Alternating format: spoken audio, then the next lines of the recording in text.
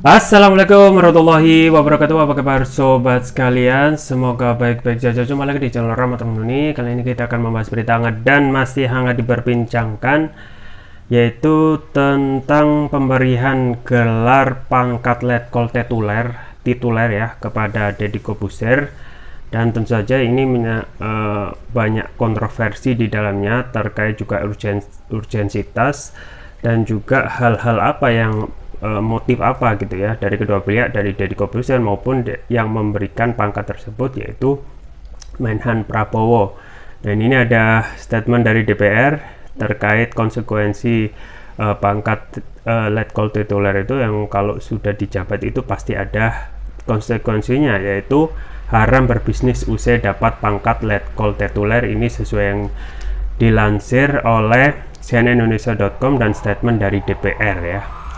Langsung saja kita baca dan kita ulas.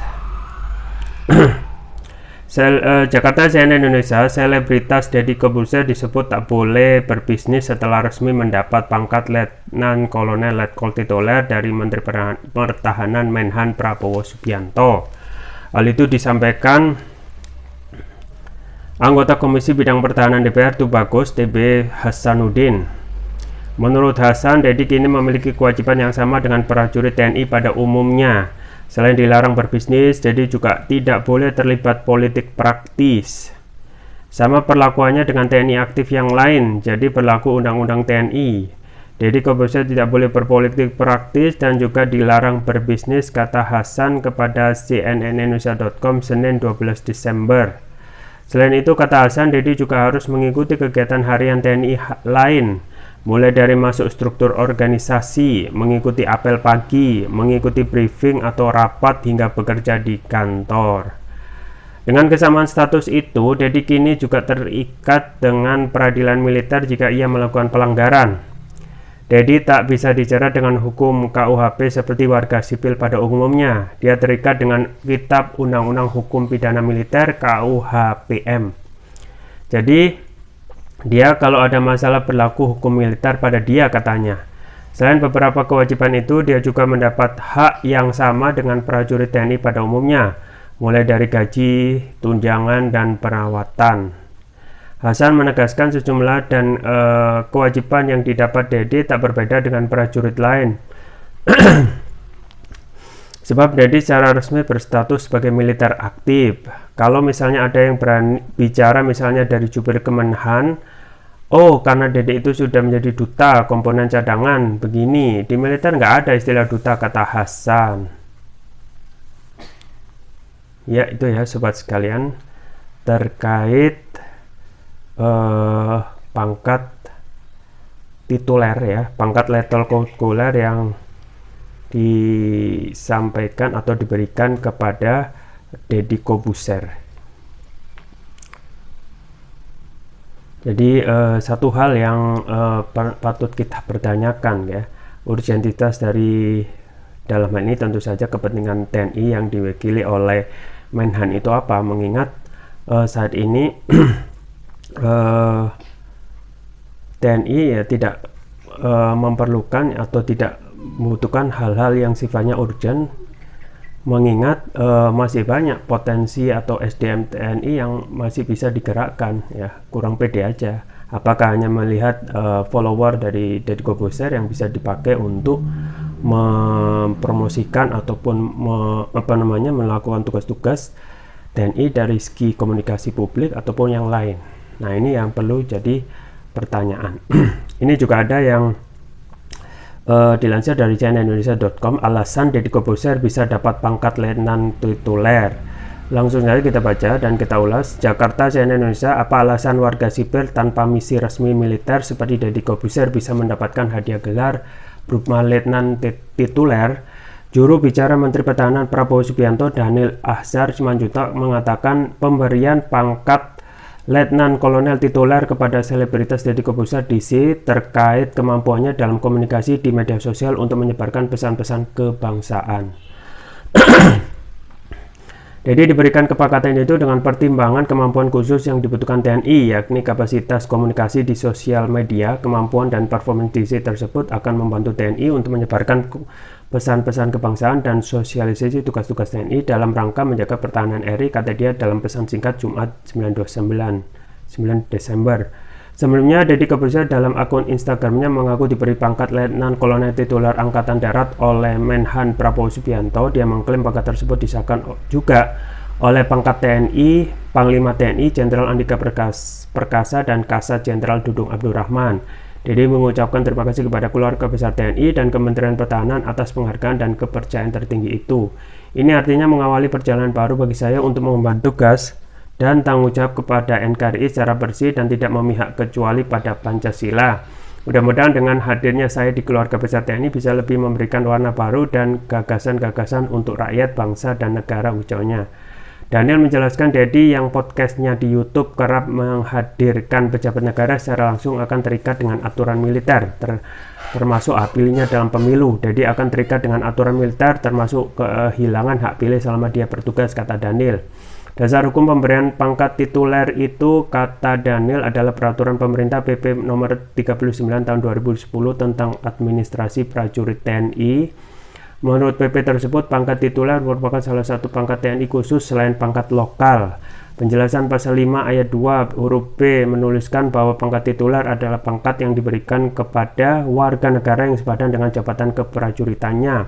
Jabatan yang dipangku orang dengan pangkat tituler serendah-rendahnya Letda atau Letnan 2. Pangkat tituler diberikan kepada warga negara yang diperlukan dan bersedia untuk menjalankan tugas jabatan keprajuritan tertentu di lingkungan TNI. Tugas jabatan keprajuritan tertentu tersebut merupakan tugas jabatan di lingkungan TNI yang mutlak diduduki perwira seperti perwira rohani atau perwira korsik. Penggunaan pangkat tituler sendiri hanya berlaku selama menerima pemangku jabatan keprajuritan.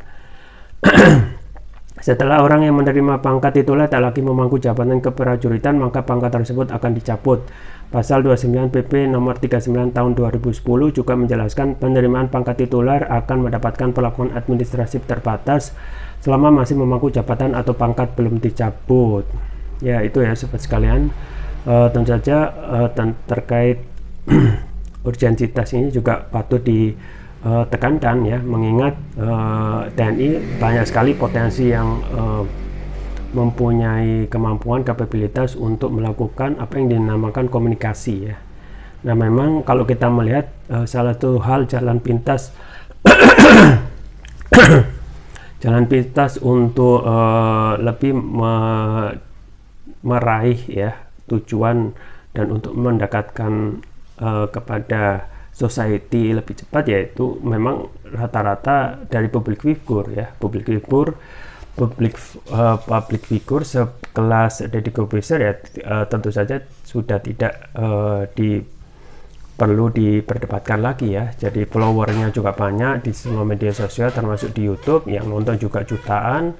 Ini melihat hal ini menjadi hal yang menggiurkan untuk bisa jalan pintas ya untuk apa yang disampaikan oleh juru bicara Menhan, yaitu Daniel Azhar, dalam hal komunikasi di media sosial untuk menyebarkan pesan-pesan kebangsaan ya. Jadi pesan-pesan kebangsaan ini apa ya, misalnya secara detail, mengingat hal-hal pesan kebangsaan ya yang penting juga disampaikan, yaitu untuk internal TNI sendiri ya, karena banyak sekali internal TNI itu yang kita ketahui perlu kembali lagi membaca tentang fungsi ya, tugas pokok dari TNI yang kadang tidak dijalankan ya, misalnya untuk menjaga kedaulatan negara gitu ya.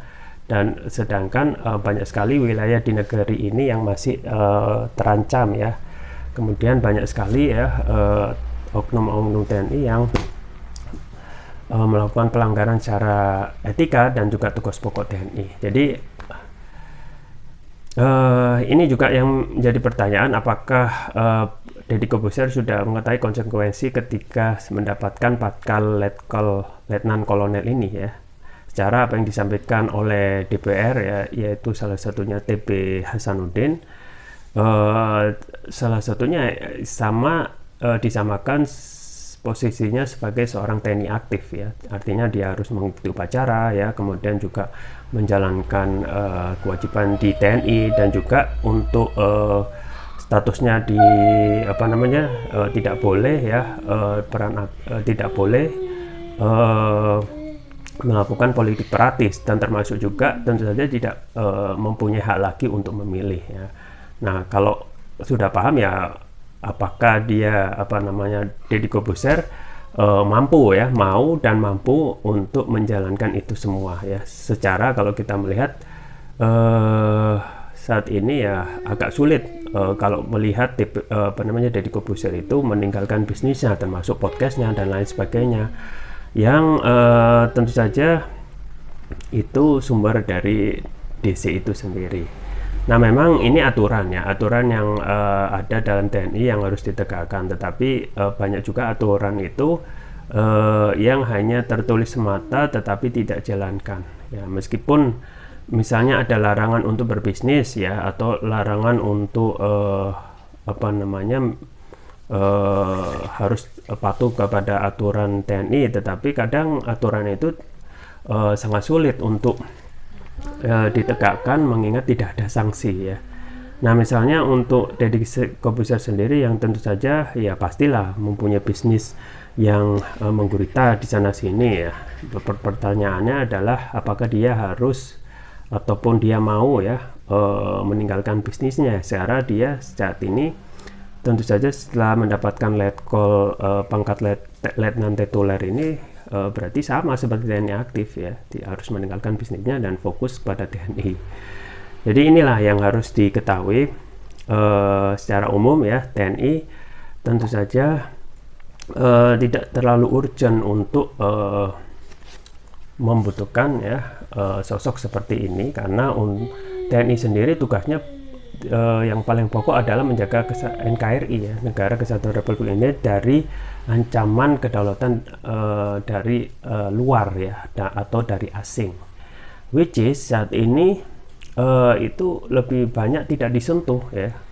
Misalnya untuk daerah-daerah yang terancam kedaulatan NKRI ya, di daerah timur yaitu Papua yang saat ini belum terselesaikan. Nah, itu kan harusnya menjadi pokok tujuan dari TNI dan tidak terus-menerus melakukan hal-hal yang tidak sifatnya urgent seperti ini ya. Jadi potensi TNI yang luar biasa besar harusnya dimanfaatkan untuk segera menjelaskan masalah-masalah urgent, misalnya masalah separatis di Papua ya, masalah OPM ya, kemudian masalah perbatasan di LCS, Laut Cina Selatan, yang itu sangat berpengaruh ya terhadap kedaulatan RI ini sendiri ya.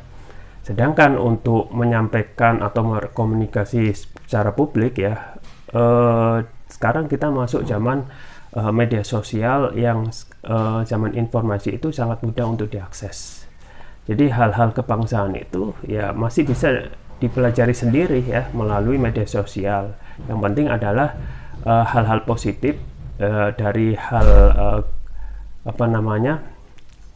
tentang nilai-nilai kebangsaan itu masih bisa diambil secara positif. Tinggal ya nilai-nilai kebangsaan meskipun dikomunikasikan, dipromosikan, yang menjadi pertanyaan adalah ini akan menjadi masalah ketika elit dari TNI yang harusnya menjunjung tinggi hukum dan juga menjalankan tugasnya sebagai anggota TNI kadang melakukan pelanggaran yang sifatnya elementer ya. Pun juga para penguasa kekuasaan dan juga para pemimpin kadang juga tidak bisa dihindari ya, nilai-nilai kebangsaan itu disampaikan. Di lain pihak pelanggaran itu secara nyata dan gamblang terjadi di tengah-tengah ya. Nilai kebangsaan ya sederhananya yang kita bisa serap ya, misalnya bagaimana kita itu menjadi warga negara yang baik, itu kan hal yang bisa dicerna dan